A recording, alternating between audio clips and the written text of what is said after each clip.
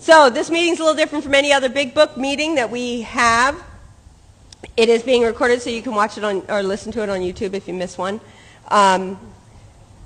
We don't do any readings in the beginning, okay? We do an overview of the 164 pages in the contents page. So you know exactly why we're reading, what we're reading today, and how it fits into the whole program. When I first came in here, I got really confused when I look at a big book. Even years later, I'd go to big book meetings and somebody start reading over here. And then we go to another one next week and be in the beginning. And I was like, unless you had somebody walking you through the book and telling you exactly how it all flowed and fit together, it was a little confusing. And then you have one person read, one person read, one person read. I'm distracted. I'm going to walk out the door already. You know what I mean? So in this meeting, one person reads. That would be me. But during the reading, we encourage crosstalk. So if we get to something that says, what's Armistice Day? Just shout it out. You don't have to raise your hand, wait for me, just shout it out. But it's during the reading, it's not the time for sharing or checking in. But it is the time to like shout out things like, I didn't get that, repeat. I don't know what that means. Okay? So, that being said, after that, we'll do the 12 traditions, then we have a half an hour or till 7:30 to share, whichever we prefer, after the reading. Okay? Yeah? Good. So when I first came into the rooms, I look at this big book and I go, well, that's awfully big. I'm not going to read it. I'm just going to go to big book meetings and hear what you have to say and then pretend I read it. But then when I got with somebody that actually walked me through the book, I realized there were some aha moments. One of them was, this is the program, these are the stories. Stories very important. The program is outlined in the first 164 pages of the book. Okay? During the big book, since the big book's been printed in 1939, we've had 4 different editions of the book. So there's been stories taken out and stories put in.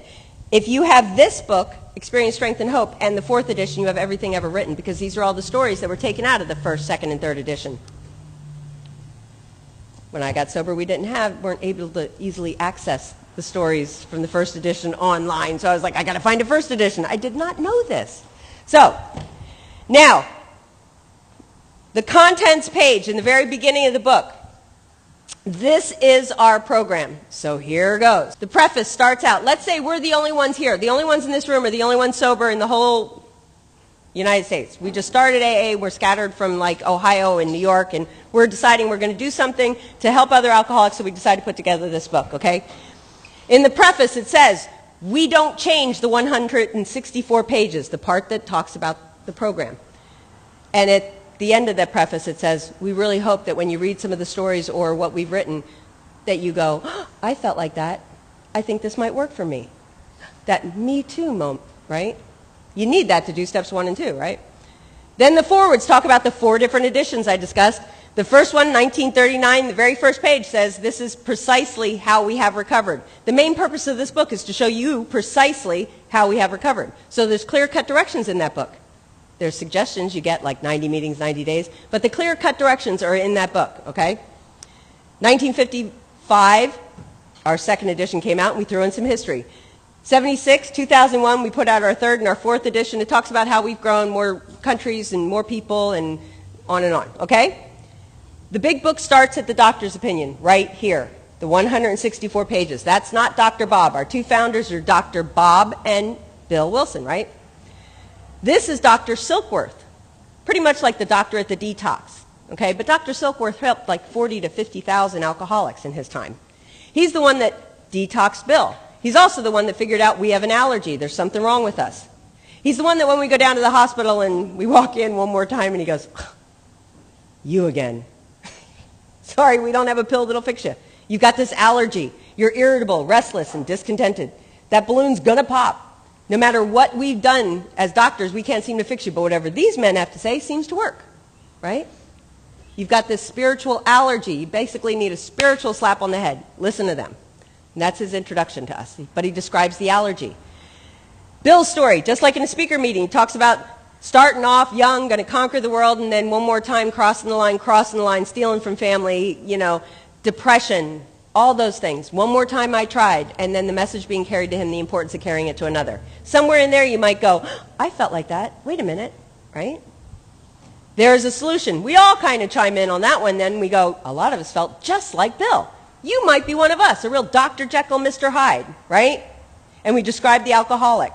But don't worry, we've got a solution. Come along for the ride. More about alcoholism. We read it in a meeting. What does it start off with? None of us wanted to admit that we were real alcoholics, right? And then, just like in a participation meeting, there's a couple stories in there. Fred the accountant, Jim, the car salesman, the jaywalker. And in there you might go, I might not have related to Bill's story, but I might go, oh, okay, yeah. Tonight we're going to be reading We Agnostics right here. This chapter is all dedicated to, don't overthink the God thing. Okay, come along for the ride. Right? We'll get to that. How it works. We read it in a meeting, right? And we go through the steps, and at the end we say A, B, and C. A, I'm alcoholic. B, can't manage my own life. C, right? If you're convinced of these, you've just done steps 1 and 2. Because after that it says being convinced, you're now at step 3. So where do we find steps 1 and 2? All in those first couple chapters. That's where we get that, oh my gosh, the A, B, and C. The doctor described it. Bill described it. We described it and more about alcoholism. We're going to describe it tonight. The A, B, and C. If you're convinced of those, you're ready to start on the steps, which is 3, 4, and on. How it works also goes into step 3 and 4, the inventory, which is fear, resentment, sex. Okay? Nobody's done one of those with you? Yes! We talk about sex in there. So, into action, we got a sponsor. In this chapter, we get a sponsor. We learn how to tell that inventory to somebody. We learn some facts about ourselves, character defects, and assets. We learn how to clear up the wreckage of our past, how to keep it clean, right? How to stay spiritually fit. And there's a whole different feeling and a freedom. So now we're ready to help others. Chapter 7 is dedicated completely to step 12. That's how we put our hand out to somebody new. We don't point at them, tell them, shut up, take the cotton out of yours, and put it. No, we don't criticize, we don't talk down to. We tell a little bit about our story, and we offer our help if we can, right? That's all about sponsorship, too, or the introduction to sponsorship. To the wives, to the family afterwards, to the employers, remember when we came out with this book in 1939, we were not targeting alcoholics specifically. So there might be a family member or a wife that picks this up and goes, my husband, what do I do? It describes the 4 different stages of alcoholism. If you're an employer, you got a drunk one of us. Give them a book. Send them to a meeting. If you got a drunk one coming back, here's what you'll encounter. If you're a family, this is what's going to happen once they start to get sober or slip, okay? And then a vision for you sums it all up, just like when we read it in a meeting. That last page of the 164 says, we realize we know only little. We only had, at the most, 4 years sober at this time. But we wrote this book that changed so many lives, okay? The first story is always Dr. Bob's Nightmare, our second founder. Any questions? Yes, no, yes. It's a lively crowd, I can tell. Okay. So we are going to be reading We Agnostics. So now, as I'm reading through this, I've just went through I picked it up for the first time. I don't know if I'm an alcoholic, and I go, wow, I listened to the doctor talk about that allergy, but I might still be in a little bit of denial. I've done a few things maybe Bill did, and I'm starting to go, ooh, well, yeah. I might be in a little bit of fear. Well, they keep mentioning this God thing. We also read Spiritual Experience a couple weeks ago, right? And that's a personality change sufficient to bring about recovery, right? It doesn't mean that we have to we're not a religious group, okay? It's healing the spirit. So We Agnostics is going to address some of those feelings that we have with step 2, okay? Is everybody on page 44? We Agnostics. First off, has anybody questioned what the difference is between agnostic and atheist? Or what the word agnostic means? Agnostic means without knowledge. Agnostic, to know. That's the word broken apart. So agnostic is pretty much without the knowledge of. So it doesn't mean, it's almost like there might be a God, prove it, right? In the preceding chapters, you have learned something of alcoholism. We hope we made clear the distinction between the alcoholic and the non-alcoholic. If, when you're honest and want to, you find you cannot quit entirely, or if, when drinking, you have little control over the amount you take, the obsession. We don't have that choice anymore, right? We're trying to qualify ourselves here, right? Up until now, we've been reading all this stuff. If we haven't yet qualified, we're going to review and reiterate some of the things we've already read. So if when drinking you have little control over the amount you take, you're probably an alcoholic. If that be the case, you may be suffering from an illness which only a spiritual experience will conquer. Personality change sufficient to bring about recovery. I have a spiritual experience if I just come in here with enough willingness to go to one meeting, right? I've had enough of a personality change. That's enough to start the recovery, right? So there's all kinds of different spiritual experiences. But if the case is that I'm an alcoholic, the only thing that's going to help is some kind of spiritual experience. To one who feels that he's atheist or agnostic, such an experience seems impossible. But to continue as he is means disaster, especially if he's an alcoholic of the hopeless variety. We had a choice in the last chapter. We have another choice here. To be doomed an alcoholic death or to live on a spiritual basis are not always easy alternatives to face. An alcoholic death, any idea what that is? It's not always, I just crashed my car and died because I drank too much, right? Yeah. It could be just to go on blotting out of our minds the intolerable situation, the pain, the one more day, I'll get through this, I'm going to do it again, in that dark spot that we live in. You know what I mean? Thinking that we can do it, just trudging through, crawling, scraping through, right? Those feelings, that desperation, that fear, that aloneness. And then somebody goes, but there's a spiritual answer. You go, hold on, I might have this under control. Right? We don't always come in and go, okay, right? So to be doomed an alcoholic death or to live on a spiritual basis are not always easy alternatives to face. But it isn't so difficult. About half our original fellowship were exactly of that type. At first, some of us tried to avoid the issue, hoping against hope we were not true alcoholics. But after a while, we had to face the fact that we must find a spiritual basis of life or else. Perhaps it is going to be that way with you. But cheer up. Sometimes like half of us thought we were atheist or agnostic. Our experience shows that you need not be disconcerted. Don't worry about it. Okay? So, agnostic, not quite sure. Atheist, no, there is none, right? Does that mean that you can't work the steps as an atheist or an agnostic? No. Most of us, at least me, even though raised in a very religious family, had to let that ice cube melt. I developed my spiritual healing through the steps. I didn't have to get the God thing to start the steps, because that wasn't going to work for me. I was just going to lie and say, yep, I did. Okay, right? It's in the getting through the steps that we get there. So that's kind of what this is talking about. So they're saying, don't worry about it. Because if a mere set of morals or a better philosophy of life were sufficient to overcome alcoholism, many of us would have recovered long ago. Right?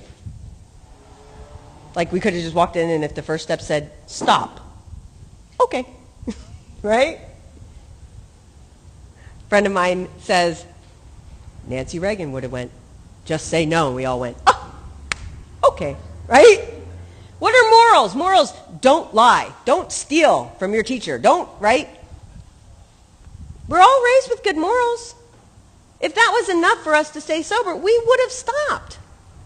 That's not what this is.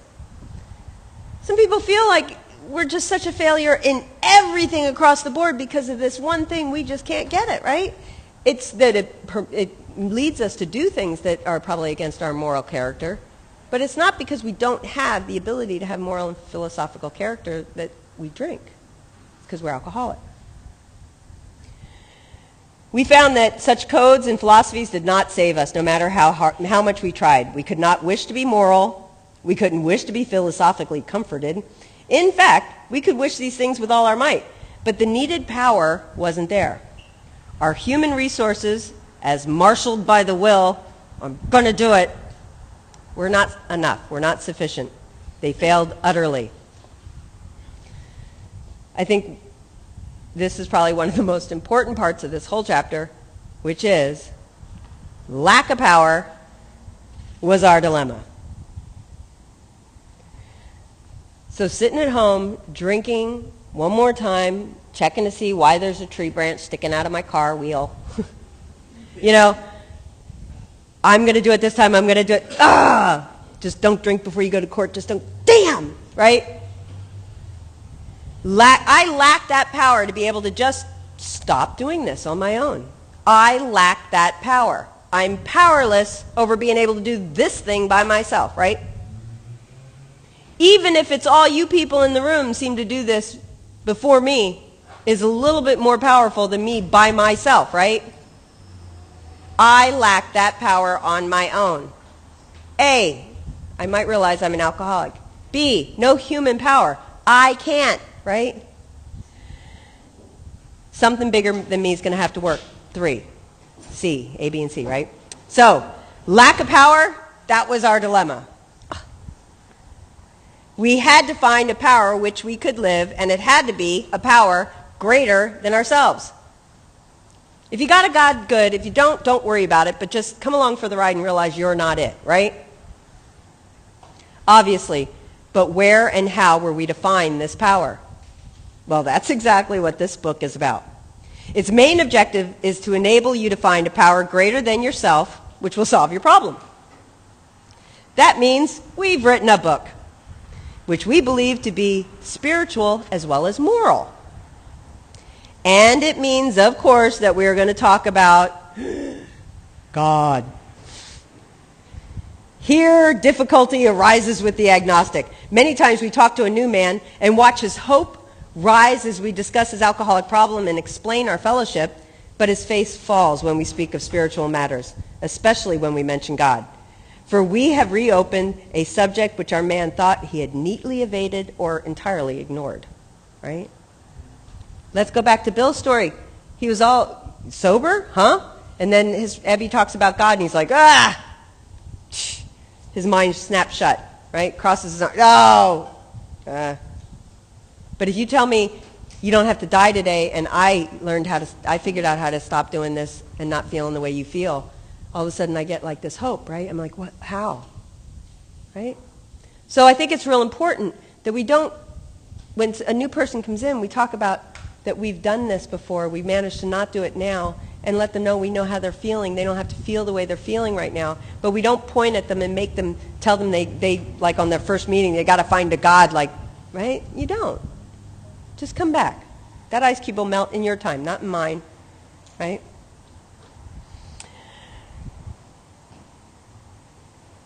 We know how he feels. We have shared his honest doubt and prejudice. Prejudice, I don't like it, right? Some of us have been violently anti-religious.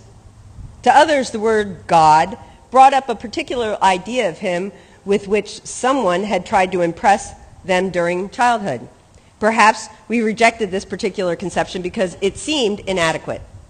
With that rejection, we imagined we had abandoned the God idea entirely. We were bothered with the thought that faith and dependence upon a power beyond ourselves was somewhat weak, even cowardly.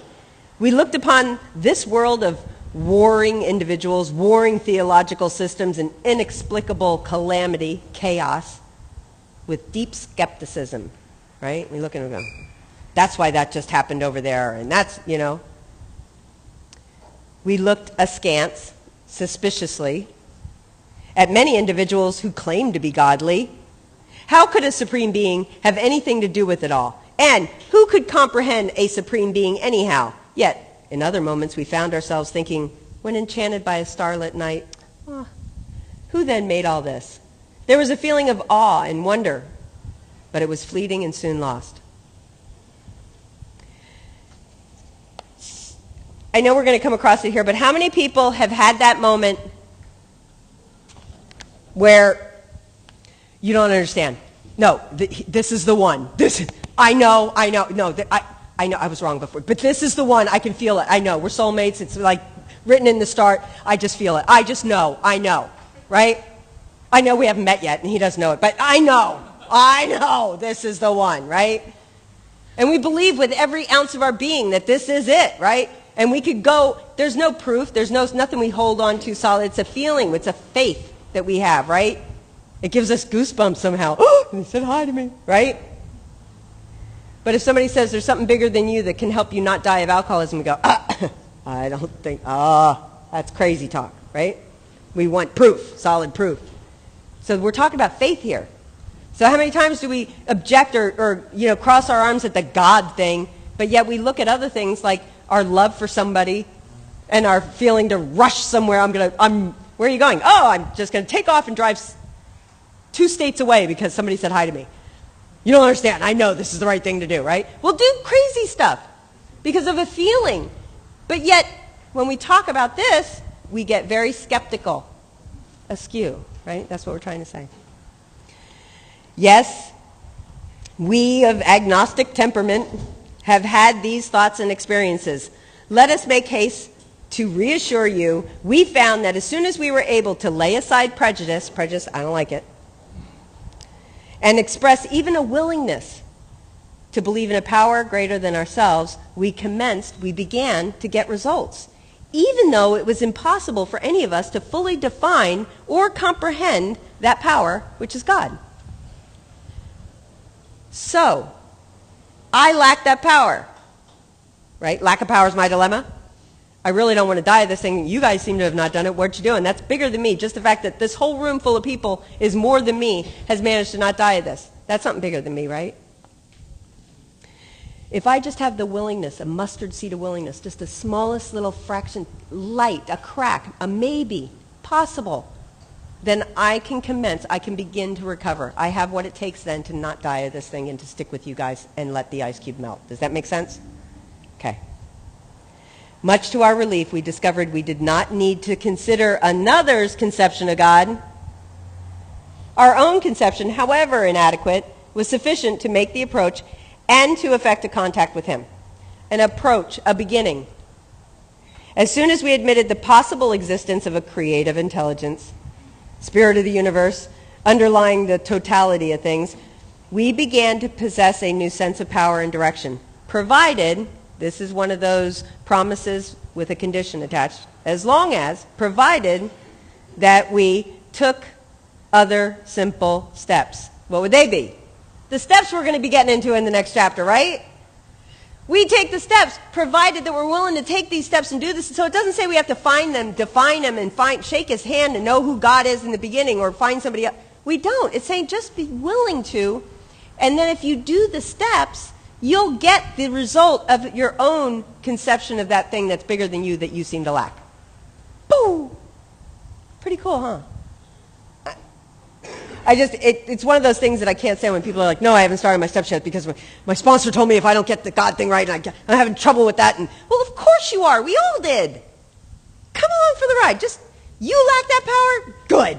You believe there's something, are you willing to believe there might be something bigger than you that can help you not go insane and die? Yep, okay, good. Let's do the steps. Come on. That ice cube will melt. You'll figure it out along the way. Just know that it's not you. You lack that power, right? No human power. Okay.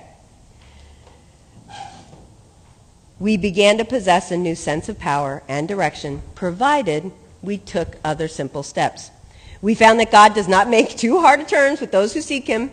To us, the realm of the Spirit is broad, roomy, and all-inclusive, never exclusive or forbidding to those who earnestly seek. It's open, we believe, to all men. Seek him. It's not about defining. When, therefore, we speak to you of God, we mean your own conception of God. This applies to other spiritual expressions which you find in this book. Do not let any prejudice you may have against spiritual terms deter you from honestly asking yourself what they mean to you. Don't let the word God in the steps or in the rest of this book keep you from not dying of this thing. Okay?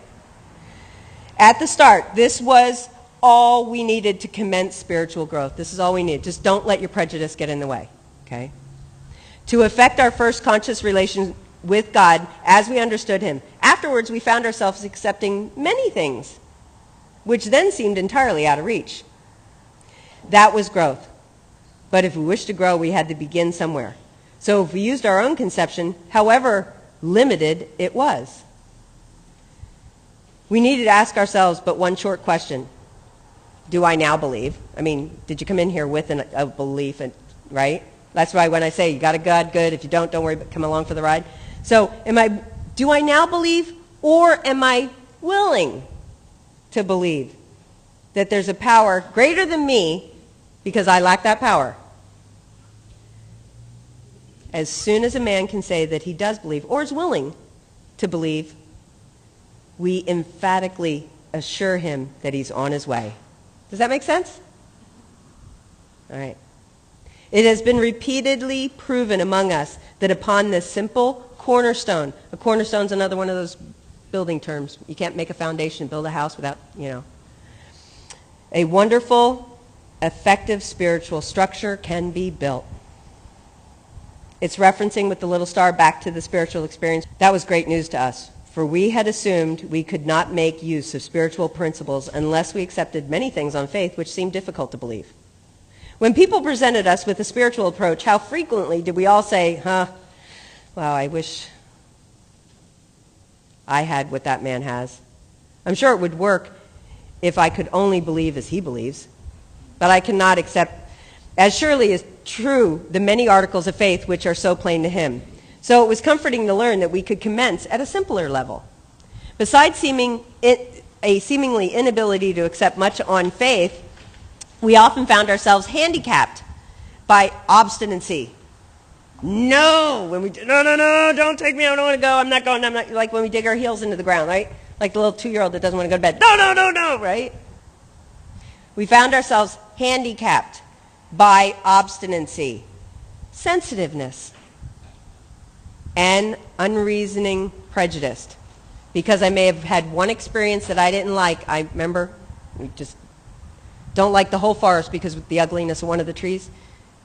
So don't let those things get in your way. Many of us have been so touchy that even a casual reference to spiritual things made us bristle with antagonism. This sort of thinking had to be abandoned. Get rid of it. Though some of us resisted, we found no great difficulty in casting aside such feelings. Faced with alcoholic destruction, we soon became as open-minded on spiritual matters as we had tried to be on other questions. In this respect, alcohol was a great persuader. It finally beat us into a state of reasonableness. Sometimes this was a tedious process. We hope no one else will be prejudiced, crossing their arms for as long as some of us were. The reader may still be asking, why should I believe in a power greater than myself? We think there are good reasons. Let us have a look at some of them. Now, like I said, a lot of this chapter is a whole lot of different ways to look at don't overthink the God thing, okay? So we're going to have a couple, I'll read through it kind of quickly, but if anybody has any confusion, please stop me. The practical individual today is a stickler for facts and results. Nevertheless, the 20th century readily accepts theories of all kinds, provided they are firmly grounded in fact. We have numerous theories. For example, electricity. Everyone believes them without a murmur of doubt. Why this readily acceptance? Simply because it is impossible to explain what we see, feel, direct, and use without a reasonable assumption at a starting point. It has to be real, right? Everybody nowadays believes in scores of assumptions for which there's no good evidence, but no perfect visual proof. And does not science demonstrate that visual proof is the weakest proof? It is being constantly revealed as mankind studies the materials of the world that outward appearances are not inwardly reality at all. To illustrate, the prosaic steel girder is a mass of electrons whirling around each other in incredible speed. These tiny bodies are governed by precise laws, and these laws hold true throughout the material world. Science tells us so. We have no reason to doubt it. When, however, the perfectly logical assumption is suggested that underneath the material world and life we see it, there is an all-powerful, guiding, creative intelligence. Right there, our perverse streak comes to a surface, and we laboriously set aside to convince ourselves it just isn't so. Anybody want to know what the girder is or no? A steel girder, kind of, right? You've heard that everything is like electrons and things moving around, right? Even something that appears solid, but it's really a bunch of electrons and things moving. But to us, it seems solid, but it's not. There's a bunch of things moving around in it. We just can't visually see it. That's what they're talking about. I think it's a really long explanation to go, yep. I get it. All right. We read worldly books and indulge in windy arguments, thinking we believe this universe needs no God to explain it. Were our contentions true, it would follow that life originated out of nothing, means nothing, and proceeds nowhere. Instead of regarding ourselves as intelligent agents, spearheads of God's ever-advancing creation, we agnostics and atheists choose to believe that our human intelligence was the last word, the Alpha and the Omega, the beginning and the end. Rather vain of us, wasn't it?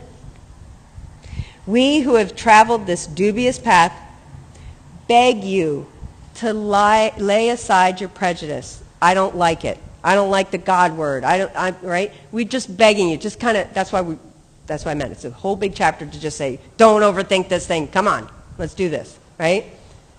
We're begging you to just lay aside your prejudice, even against organized religion. We have learned that whatever the human... Now, that doesn't say that because you come in here, you have to join a specific or a particular organized religion. We are not a religious organization, okay? Just don't let any prejudice that you had outside of these doors keep you from healing in here with us, okay? On a spiritual basis. Heal your spirit, your insides, kind of. We have learned that whatever the human frailties of various faiths may be, those faiths have given purpose and direction to millions. People of faith have logical idea of what life is all about. Actually, we used to have no reasonable conception whatsoever. We used to amuse ourselves by cynically dissecting spiritual beliefs and practices when we might have observed that many spiritually minded persons of all race, colors, and creeds were demonstrating a degree of stability, happiness, usefulness, which we should have sought ourselves. Instead, we looked at the human defects of these people and sometimes used their shortcomings as a basis for right across the board everything. Wholesale condemnation. We condemned it. We talked of intolerance. I'm not going to stand for this. We're intolerant of it, right? We talked about these different religious groups and their intolerance because they don't like it if I don't belong there, right? Or whatever it may be. We talked about somebody else's intolerance while we were intolerant ourselves for having that thought. We missed the reality and the beauty of the forest because we were diverted by the ugliness of some of its trees. We never gave the spiritual side of life a fair hearing. In our personal stories, you'll find a wide variety in the way each teller approaches and conceives of the power which is greater than himself. Whether we agree with a particular approach or conception seems to make little difference. Experience has taught us that these matters about which, for our purpose, we need not be worried. Don't worry about it, okay? There are questions for each individual to settle for himself.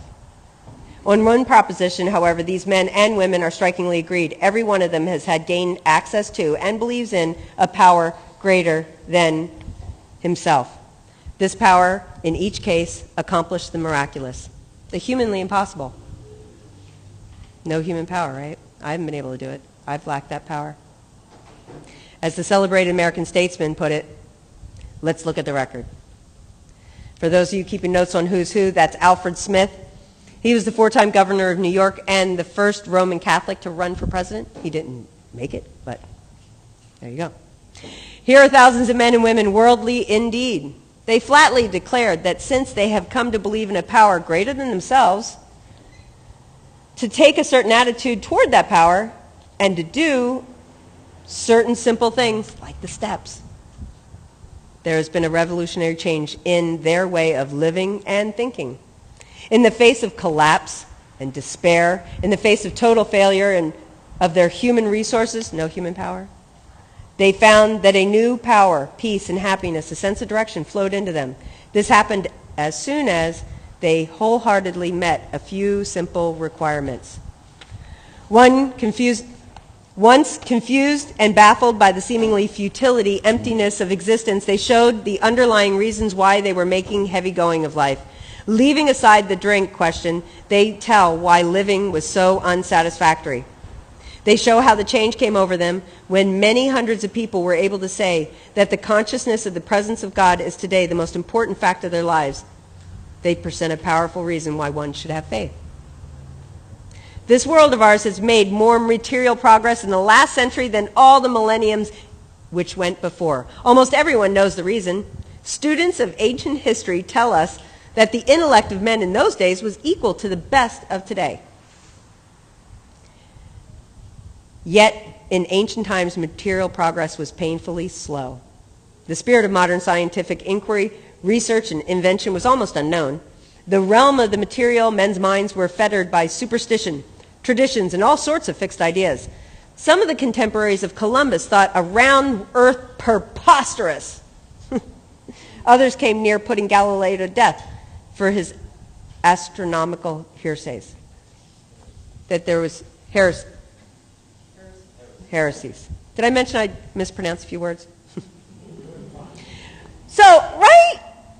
So just like we're sitting here going, I don't think this thing could work. I don't know if this is going to work, right? Yeah, well, there are people that very strongly believe that the earth was flat and those little dots in the skies are not stars. Impossible, right? We grow, we learn.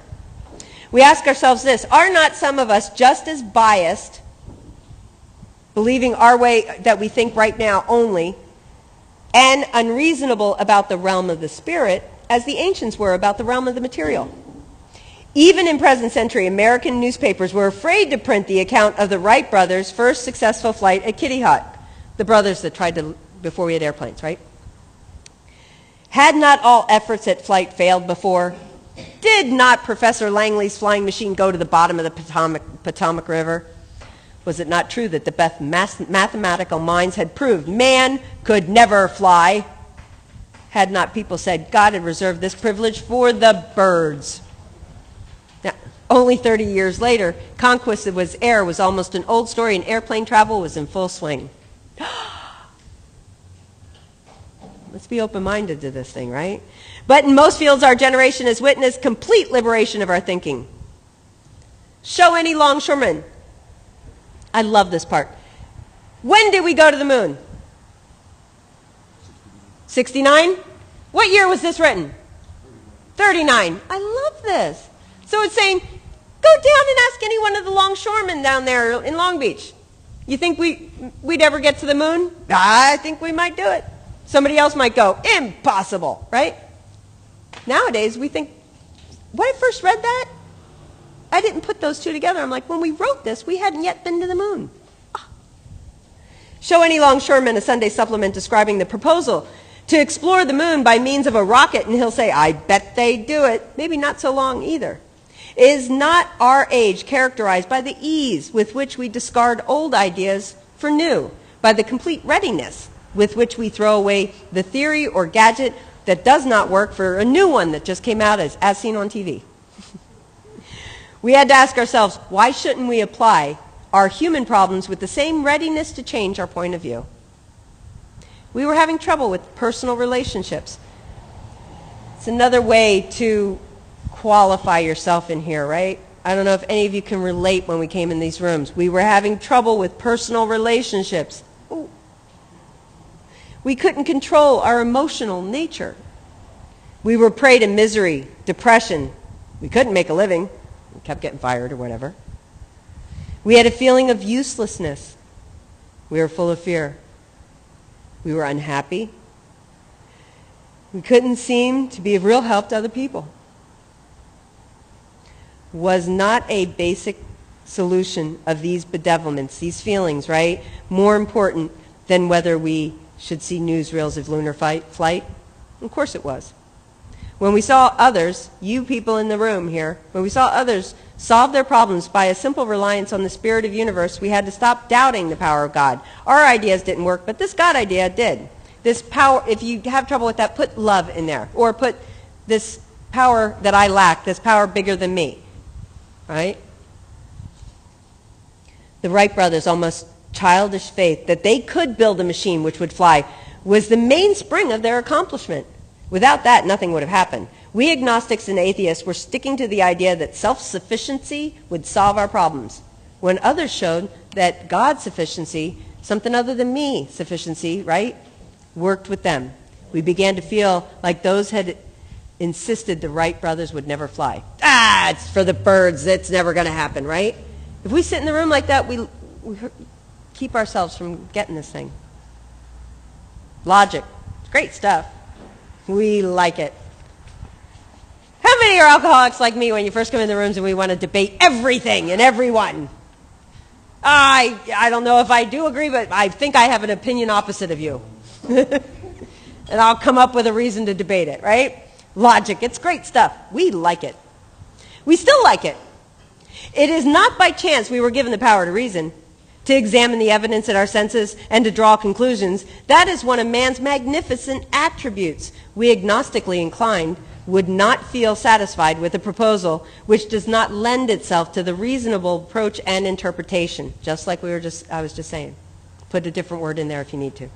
Hence, we are at pains to tell why we think our present faith is reasonable, why we think it is more sane and logical to believe than not believe that I lack that power, why we say our former thinking was soft and mushy when we threw up our hands in doubt and said, we don't know. When we became alcoholics, crushed by a self-imposed crisis, those feelings we had on the other page, we could not postpone or evade.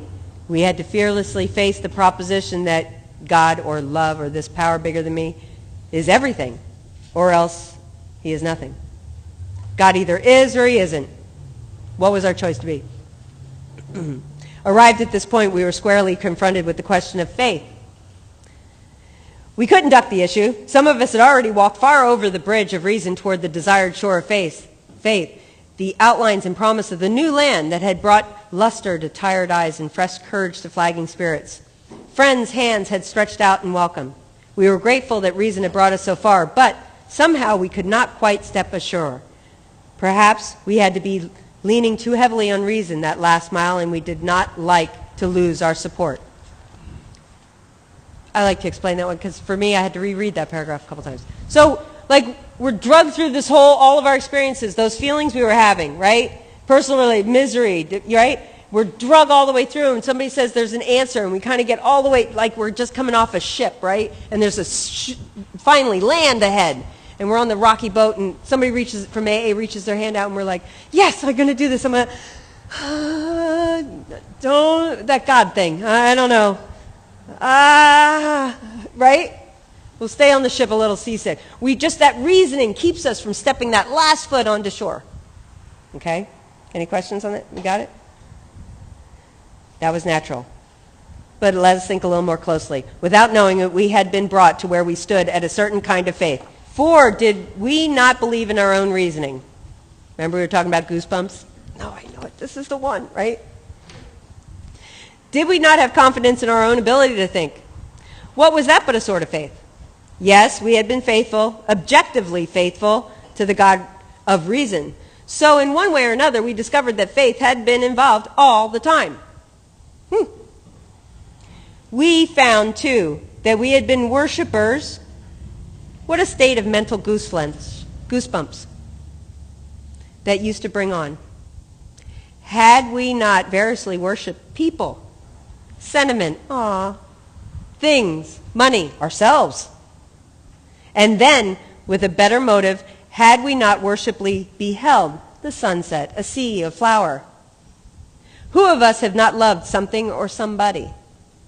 How much did these feelings, these loves, these worships have to do with pure reason? Little or nothing. We saw it last.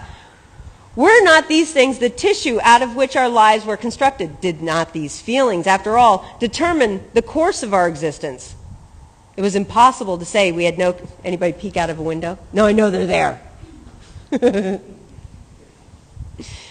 It was impossible to say we had no capacity for faith or love or worship or belief in things we can't see. In one form or another, we've been living by faith and little else. Imagine life without faith. Were nothing left but pure reason, it wouldn't be life. But we believed in life, of course we did. We could not prove life in the sense that you can prove a straight line is the shortest distance between 2 points. Yet, there it is. Could we still say that the whole thing was nothing but a mass of electrons created out of nothing, meaning nothing, whirling around in a destiny of nothingness? Of course we couldn't. The electrons themselves seem to be more intelligent than that. At least so the chemist said. Hence we saw the reason as in everything. Neither is reason, as most of us use it, entirely dependable, though it emanated from our best minds. What about the people who proved that man could never fly? Yet we had been seeing another kind of flight, a spiritual liberation from this world. People who rose from their problems. They said God made these things possible. And we only smiled. We had seen spiritual release, but like to tell ourselves it wasn't true. Actually, we were fooling ourselves. Who's this? Alan? Singing Sam. One of his favorite quotes, right? Page 55. I'll eat that page if it doesn't say it on there. For deep down in every man, woman, and child. Sorry, I don't need to yell. If you didn't know Sam, he got sober in 1953 and he'd pound on the table, and this is one of his favorite quotes. Old gruff seaman, deep down in every man, woman, and child. So, we were fooling ourselves because deep down in every man, woman, and child is the fundamental idea of God. Something created me. I didn't just decide I wanted to come here. Deep down in me, I know I can't make a tree grow. Now, no matter how simple or how strong it is, deep down in every one of us is the fundamental belief in God. It may be obscured by calamity, by pomp, by worship of other things, but in some form or another, it's there. For faith in a power greater than ourselves and miraculous demonstration of that power in human lives are facts as old as man himself. We finally saw that faith in some kind of God was a part of our makeup, just as much as the feeling we have for a friend. Sometimes we had to search fearless, but he was there. He was as much a fact as we were. We found the great reality deep down within us. In the last analysis, it is only there that he may be found. It was so with us. We can only clear the ground a bit if our testimony helps sweep away any of that I don't like it prejudice that you have, okay? Enables you to think honestly, encourages you to search diligently within yourself. If you wish, you can join us on this broad highway. With this attitude, you cannot fail. The consciousness of your belief is sure to come to you.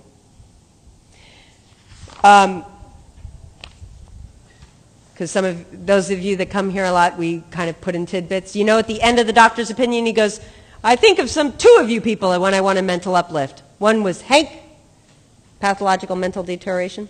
And the second person, he goes, and another man, hid away in a barn, determined to die. Fitz, okay? So the person we're talking about here next is going to be Fitz. Remember, we mentioned a lot of our original members when we wrote the book, okay?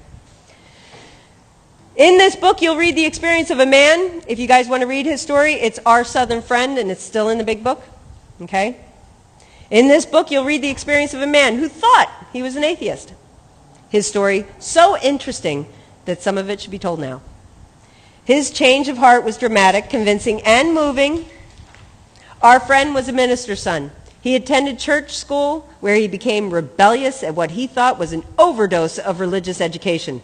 For years thereafter, he was dogged by trouble, frustration, business failure, insanity, fatal illness, suicide, these calamities, this chaos of life in his immediate family embittered and depressed him. Post-war, after war, his disillusionment, his thinking about ever more serious alcoholism, impending mental and physical collapse brought him to the point of self-destruction. One night, when confined to a hospital, he was approached by an alcoholic who had known a spiritual experience. Our friend's gorge, his feelings inside rose as he bitterly cried out, if there's a God, he certainly hasn't done anything for me. But later, alone in his room, he asked himself the question, is it possible that all these religious people I've known are wrong? While pondering the answer, he felt as though he lived in hell. Then, like a thunderbolt, a great thought came. It crowded out all else. Who are you to say there's no God?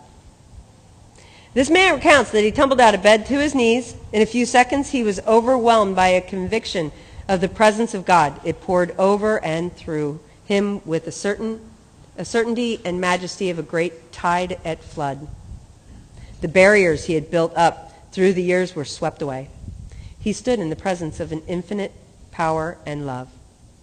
He stepped, remember that one I explained where you kind of are wobbling, we're like, I don't know if I want to step over to the, right? He kind of references back. He had stepped from bridge to shore. For the first time, he lived in conscious companionship with his Creator. Thus was our friend's cornerstone fixed in place. No later vicissitude, life happens, right, has shaken it. His alcoholic problem was taken away. That very night, years ago, it disappeared. Save for a few brief moments of temptation, the thought of drink has never returned. And at such times, a great revolution has risen up in him. Seemingly, he could not drink even if he would. God has restored his sanity. What is this but a miracle of healing? Yet its elements are simple. Circumstances made him willing to believe. He humbly offered himself to his Maker. Then he knew. Even so, God has restored us all to our right minds. Sanity. To this man, the revolution was sudden. Some of us have to grow into it more slowly. He has come to all who have honestly sought him. Remember I said, let that ice cube melt. That ice cube melts through doing the steps. Sometimes we come in and we got it. If you got a God, good, don't worry about it. If you don't worry about it. Just come along for the ride, okay? But just know you lack that power to do this by yourself, okay? Grab our hand. Don't let those feelings stop you from walking through the steps, because that ice cube will melt. When we do the steps, the ice cube melts. Some people get it quick. Like to this man, it came sudden. To others, it comes more slowly. That's okay. Some people say slow-briety. But when we drew near him, he disclosed himself to us. Yay! That is we agnostics.